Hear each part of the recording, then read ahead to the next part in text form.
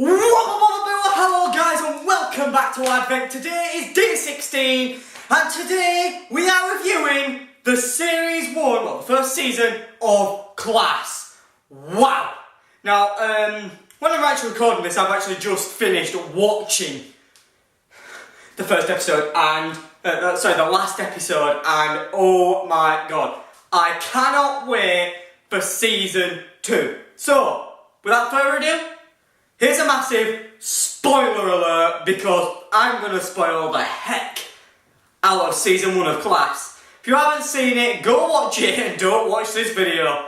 Okay, so season 1 starts, we get introduced to the Shadow King and obviously the Doctor within that universe, and the fact that there is a temporal rift which is bringing monsters constantly to Coal Hill School. We get a nice little Easter egg for Clara Oswald's death, which was pretty cool, that was on the wall. Also featured in the last episode. And then, there's episode 2, the coach with the dragon tattoo, I think it was. We had this awesome sort of dragon monster thing. So there was a few different monsters within the season, but mainly the Shadow King with a big kind of arch villain of the season. But they're done now, and what a cliffhanger at the end of the season. But I cannot wait for season 2 because it just looked, well, the way season 1 ended, I mean, wow. Okay, so we've got all the monsters, you know, we know that it's set within the universe of Doctor Who, we got the whole story arc that April's tied with the heart of the Shadow King, they're fighting it all season, they're constantly trying to try and get them done, and then, well, people die, and then they have to fight the Shadow King, and I think they defeated him about 3 times in the season, and they just could not get rid of him. Finally in the season finale, they've got rid of him, kind of, I guess. So,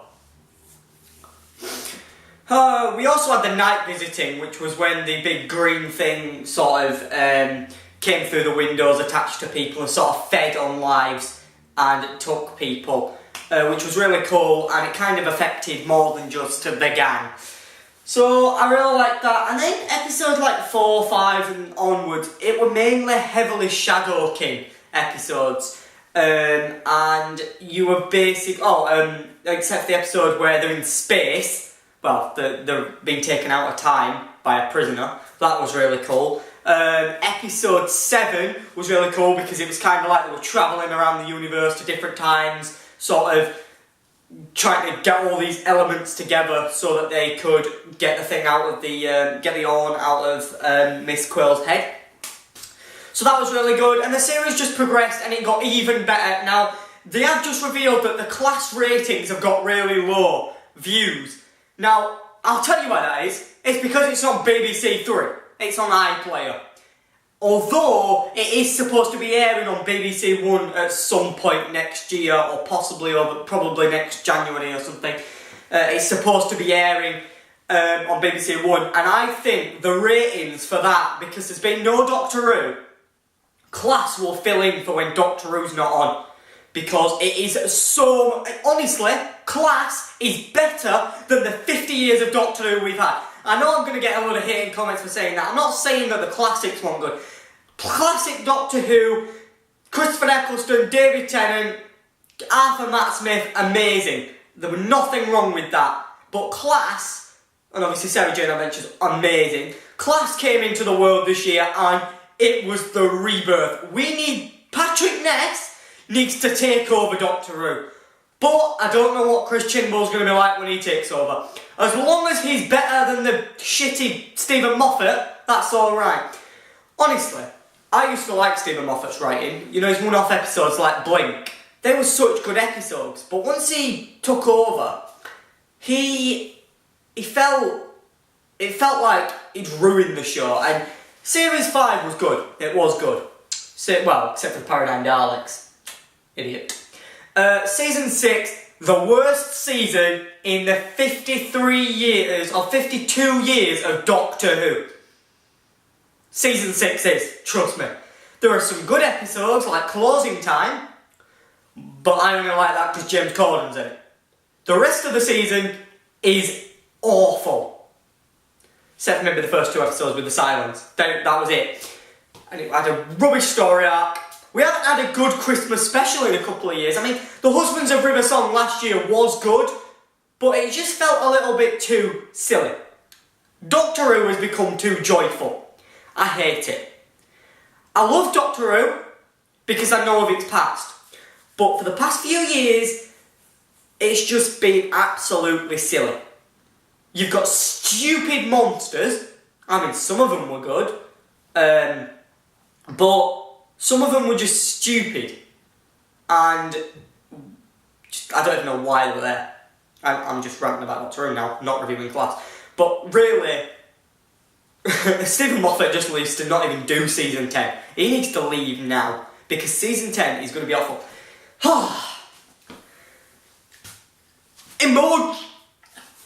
Robot, killing robots with emoji faces.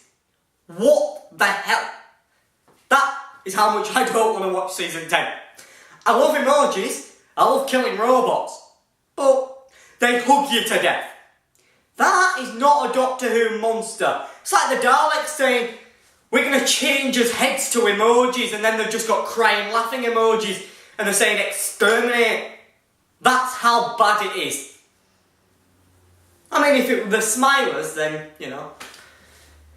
But there sounds like there's going to be some really stupid monsters in season 10, and I am not looking forward to it. There's a bloody supervillain vigilante called Ghost, or superhero even, vigilante called Ghost helping the Doctor at Christmas. Why? The Doctor Who has become too modern. That's simple. It's never set in the past anymore. It's always set in modern day Earth, and it is awful. Class is set in modern day Earth, but they still get to explore it, and there's a good story.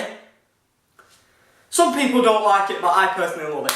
So, season 1 of Class was amazing. Now let's talk about the finale, because all sorts happen.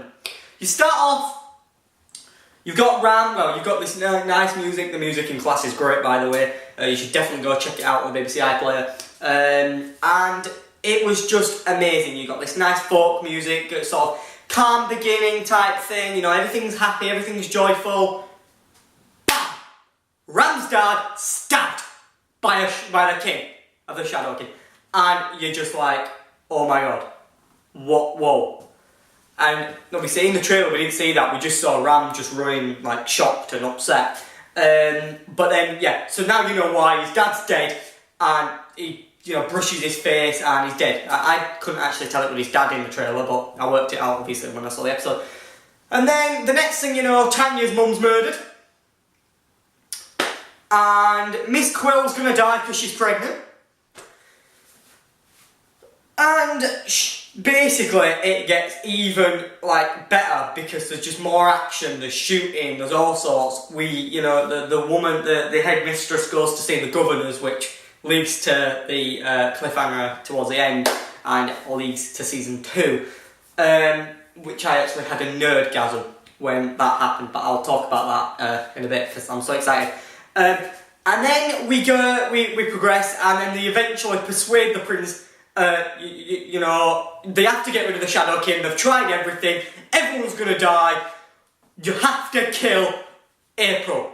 So Charles shoots April. Kills both the king and April. Charles becomes king. He then uses the Cabinet of Souls at last, destroys the entire Shadow King world, so they are never coming back. And then the big season 2 plot twist. We finally get to see what is inside that room that the headmistress wouldn't let Charles go into earlier. Obviously it looks a bit weird, it's like a church, you know? The prophecy. The prophecy is set in stone. No pun intended. Yes, so they say they're going to kill her, and what happens? She is killed by the Weeping Angels. Season 2 is going to be the return of the Weeping Angels. Wow, it is so cool. You know, the arrival, they're talking about this arrival and you're like, what, the arrival? Then when he's talking to the Weeping Angel, the arrival will happen. There's that big plaque on the wall with the angel sort of coming down. It's the arrival of the Weeping Angels back again, and they look so cool. I am so glad they actually did this because it was such a good Easter egg. It was such a good setup for season 2. And then we cut back to all the rest of them at the hall. The King of the Shadow King sits up. Everyone looks scared. He talks and April's voice comes out. And that's where we end it. That's where we end the season. So, predictions for season 2. Well, they have to find a way for a start to get April back in her actual body, because I don't think Ram's going to find her very attractive like that. She's quite hot with the lava. Bad pun, I know, I'm sorry. So, I don't think he's going to find her very attractive looking like the King of the Shadow King. That used to be a bloke. Yeah, so they've got to find a way for that. Obviously, you're going to have the Weeping Angels coming into it, the arrival of the Weeping Angels. I think Season 2, Episode 1 is going to be amazing. I honestly love it. I would love if Patrick Ness wrote an episode of Class. What would also be good is if they did a 2-part story. So Doctor Who was part 1 and Class was part 2. So, you know, you've got Doctor Who part 1 week, and, you know, the Doctor's running around and stuff, and then the Saturday after, obviously because it airs at 10 o'clock in the morning, Doctor Who would then be on at 5:45 or whatever. It'd then, you know, it could then be like the second part, kind of finishing it off. And I think the crossover, like, if they did it chronologically, so it all followed, even though you don't really have to because it's a time travel show, it would be awesome. And I would love if they could find a way in Season 2 to actually travel around time, which I think would be really cool. And that, the thing that she had, the trans-dimensional thing that made things there but not actually there, yeah, but I do think there's a bit of a plot hole in to how Miss Quill got pregnant, because when she's fighting, you know, Charles' race on their planet as a Quill, she's not pregnant.